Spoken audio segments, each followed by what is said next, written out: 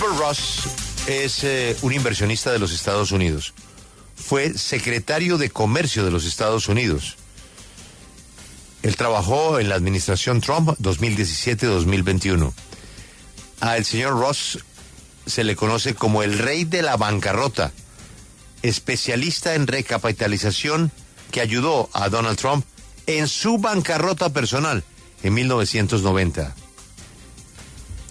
Ha estado en la lista Forbes y es el presidente y director de la firma que lleva su nombre. Es una persona, pues, con todas las credenciales para hablar del tema. Y la pregunta, Ana, pues no puede ser otra. ¿Cuál es su opinión sobre la decisión del presidente, para él como exministro de Comercio Exterior, de nivelar los aranceles en el mundo? Good morning, Mr. Ross. Thank you very much for your time today at W Radio. Shirley, I'm happy to be on with you. Can you share with us, based on your experience, what is your opinion on this tariffs that President Trump has announced, these reciprocal taxes that he has announced? Well, several things. First of all, it is based on the theory, essentially, of charging countries roughly one half of the blended tariffs that they charge on our products to them. But in the case of Latin American countries, for the most part, it's limited to the minimum that President Trump is imposing anywhere, namely 10%.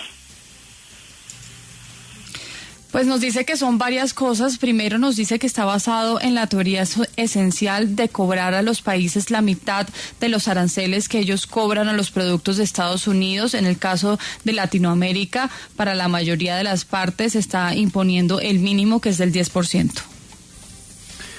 Ana, él es el rey de la bancarrota. Con esta medida, ¿quiénes se van a quebrar? Mr. Ross, you have had great experience in bankruptcy. Who do you think that is going to end up bankrupt from these new tariffs? Well, the one part of Latin America that will be hurt is they will be subject to the same 25% tariff on automobiles that the rest of the world will also have. So that is a particular problem for Mexico.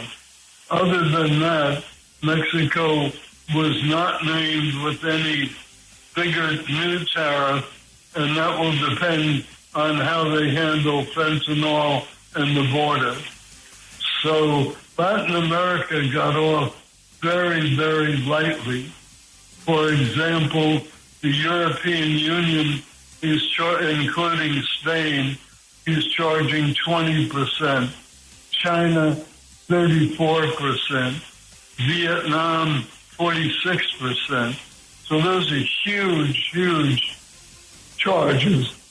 And other developing countries in Asia are anywhere from 17% to 37%, depending on the country.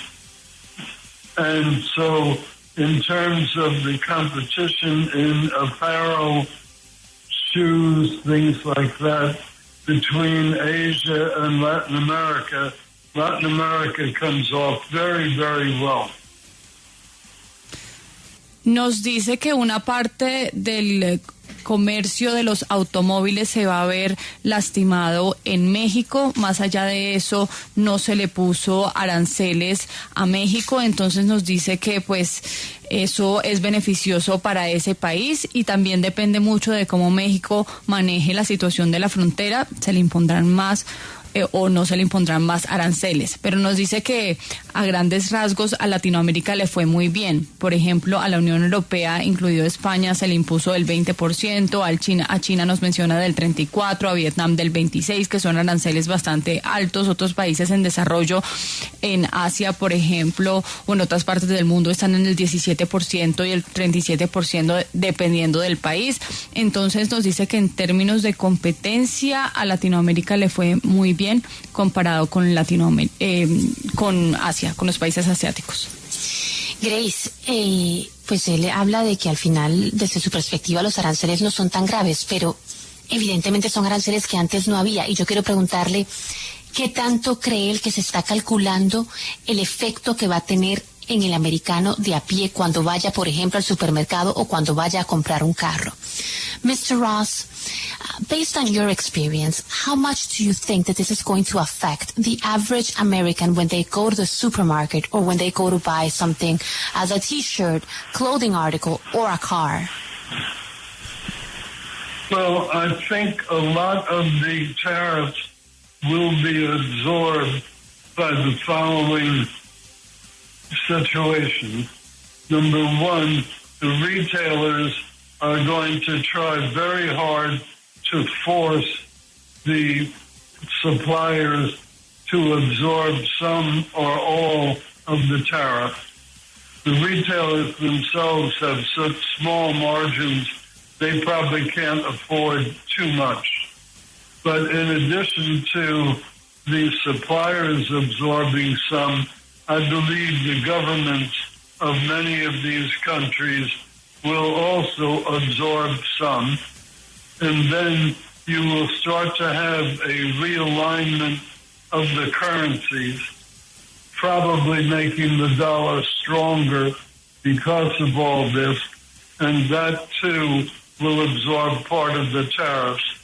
So I don't think the shock to the American consumer will be all that huge.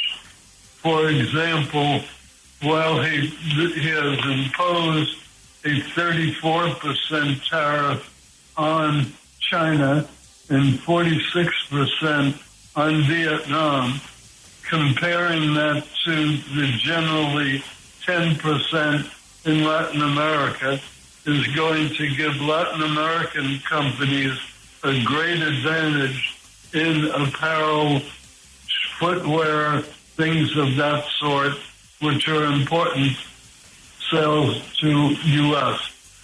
In addition, food products from Latin America will not be particularly burdened. Brazil and Mexico are two big exporters of food to us, and they will be at a big advantage relative to all the other countries in the world.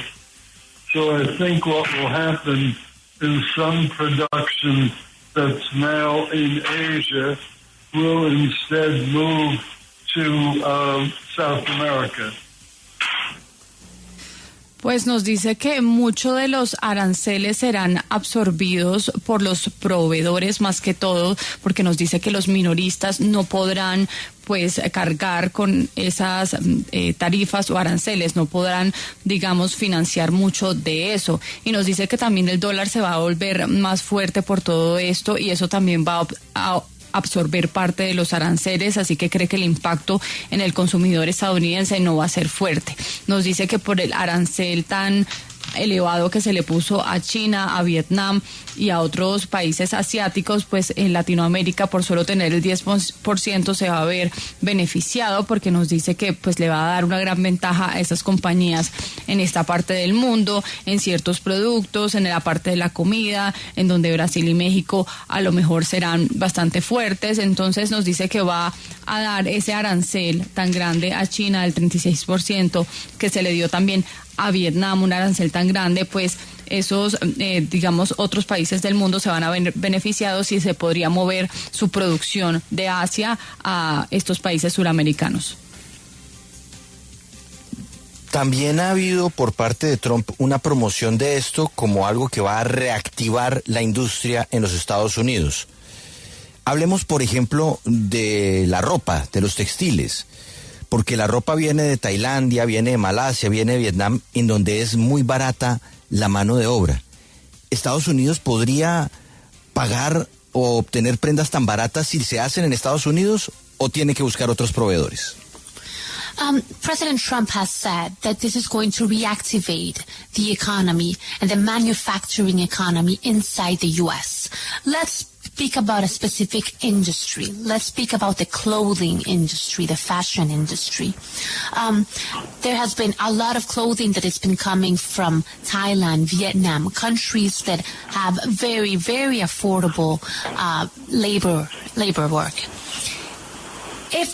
With this changes, are we going to be able to get clothing as cheap as the one that we have today if it's going to be manufactured inside the U.S., or are we going to end up having to either way fulfill this need by outsourcing it to another countries, even if there is a tariff? Well, I think the U.S. will get some, but I also think, as I said, that Latin America will get quite a bit. Take, for example, Sri Lanka, 44% tariff versus basically 10% in South America. Sri Lanka doesn't have a 30-odd% cost advantage over South America. Thailand, 36% tariff. They don't have that big an advantage over Latin America. Indonesia, 32%. Malaysia, 27%. Bangladesh, 37%. That compares with Chile, Colombia, Mexico, all down around the 10% level. China, 34%. Vietnam, 46%. So I think you're going to see a tremendous amount of relocation, some of which will go to U.S. and some of which will go to Latin American countries. Mr. Ross, thank you very much for your time. You have been very generous. Well, thank you. I hope this gives a pretty good explanation for your listeners. Great explanation. Thank you very much. Ese es el señor Wilbur Ross. Repito, no, él sigue en la lista Forbes, es billionaire. 2.500 millones de dólares marca nuestro invitado y es el rey de la bancarrota. Bueno, fue Juan Diego, por si acaso usted necesita un abogado de bancarrota, el que sacó a Trump de su bancarrota en el 90. El totazo de Trump fue inmobiliario, ¿no? Eso estaba mirando, que fue el que pues prácticamente lo salvó de la bancarrota. Y pero esa qué invitado. Me quedé como con esa pregunta, ¿sabe? Como, ¿será que este es el mismo manual de sobrevivencia de la bancarrota de Trump ahora con los aranceles? Grace, ¿qué dijo al final? Bueno, cree que Estados Unidos puede obtener algo de esa producción de Asia, pero como ya nos dijo, pues Latinoamérica también puede verse beneficiado por esos impuestos tan altos que hay en Sri Lanka, por ejemplo, del 44% versus el 10% que tienen los países suramericanos. Nos dice que ahí Sri Lanka, por dar ese ejemplo, tiene una desventaja frente a los países de Suramérica. Nos pone el ejemplo de Tailandia, que tiene el 36% y que no tiene esa ventaja competitiva sobre Latinoamérica, e Indonesia el 37%, Malasia el 27%, Bangladesh el 27% y Chile, Colombia y México todos alrededor del 10%, mientras que China el 34% y Vietnam el 46%. Nos dice que esa distribución arancelaria relocalizará esa producción que irá alguno a los Estados Unidos y otro a Latinoamérica. Ahí está la buena noticia. Pues es que... O sea, es que nos quedemos con la... O sea, recupero la frase de Laura Sarabia. Aquí hay una oportunidad. Pero, a ver, es que esto, el análisis del señor Ross es importante, porque piense usted en esos países, piense usted en Malasia, en Tailandia, en Bangladesh, en Vietnam. Indonesia. Son países que se habían convertido en epicentro de la manufactura de un montón de cosas. Comencemos por el fast fashion. O sea, las tiendas de ropa Gap, Target. Todo, o sea, todo lo de Ana lo hacen en Vietnam. Lo mandan de allá.